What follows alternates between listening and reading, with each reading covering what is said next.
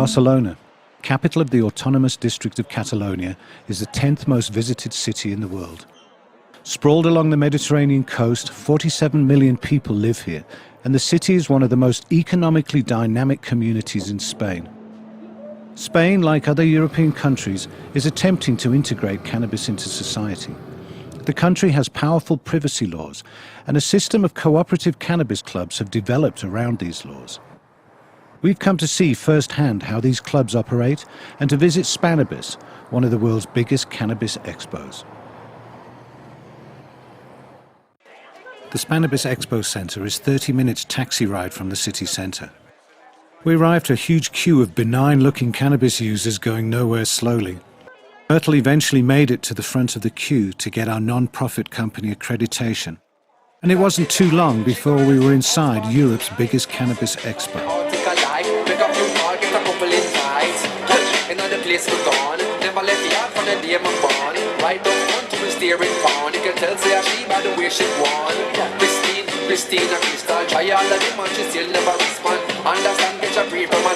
Spannabis first opened its doors in 2002, and this year boasts over 13,000 square meters of trading space.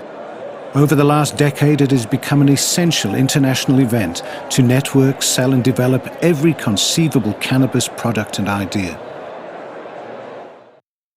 So everywhere you look, in every direction, there is just seed sellers, grow medium sellers, blade sellers, bong sellers, huge amount of printing, massive amount of money paid for stands, but it's all down to business. This is just commercialization.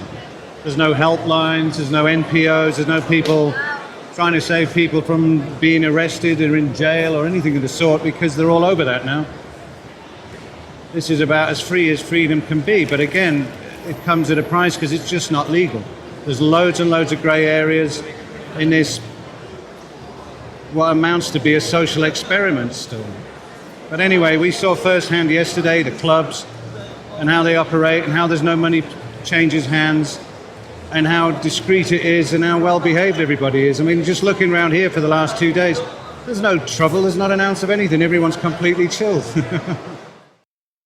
It's also important to remember that Spain never had a history of prohibition.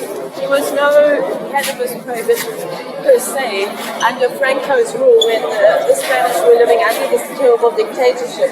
So when they came out of the dictatorship and into democracy, they had a new approach because they hadn't been tainted by the drug war around the world. That's probably why Spain has managed to establish one of the most unique models in the world.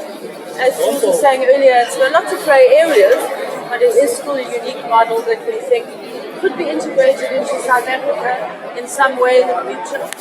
We certainly look forward to looking at it as a possibility. As you'd expect at a stoner-orientated event, we were never far from food and refreshment. The place was packed and the vendors were doing a roaring trade.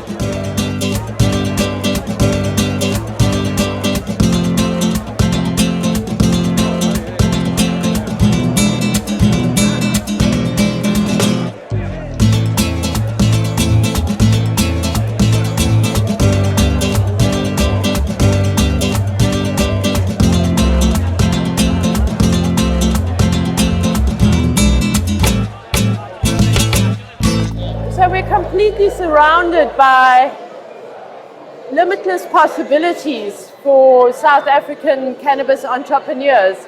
It's really exciting and it's really scary at the same time. I'm sure that South Africans, being the inventive people that they are, that they will certainly come to some sort of compromise where Fields of Green for All also brings fields of opportunities for everybody. There's a tremendous amount of creativity here. Entrepreneurial spirit, everybody peddling their wares, and we look forward to having an expo like this in South Africa. There's people from all over the world here, and look, we've just spotted our fellow directors here. There's Simon, and yeah, everybody's having a jaw. So let's see if we can bring some of this spirit to South Africa when we come back. been doing? Yeah, what have you been up to? We've been sitting in the VIP room at RPM Seeds, sampling some of the best landrace and local strains around Spain. We sampled some King Kong and some ISO. We loaded up on some THC at the Sublimator stand. If you're in Africa and you're looking to start an activist group, look into the Dagga Couple. The Vancouver crew had been serving up dabs to the crowd all day long. Cannabis legend Marc Emery was hard at work setting up Sublimator pick-me-ups for the queue of concentrate enthusiasts.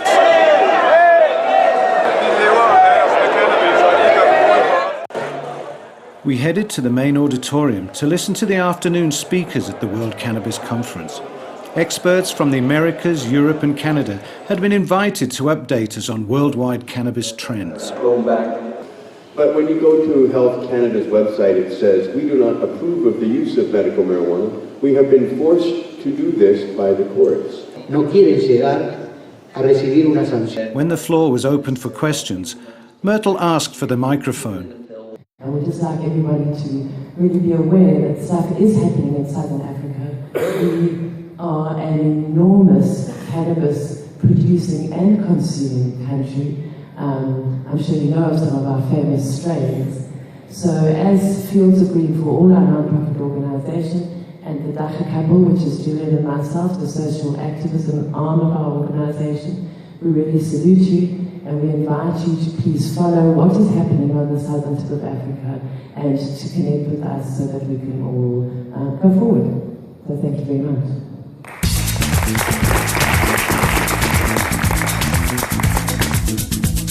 Our Barcelona visit has been quite an eye-opener. From an out-of-date South Africa to a Spanish system that upholds the rights to privacy and cannabis consumption is a lot to take in. Members pay a subscription, provide an ID, and must indicate the amount of herb they will consume monthly, up to a maximum of 60 grams. It just works, and is more international food for thought as we return to South Africa to prepare for the trial of the plant in March 2016.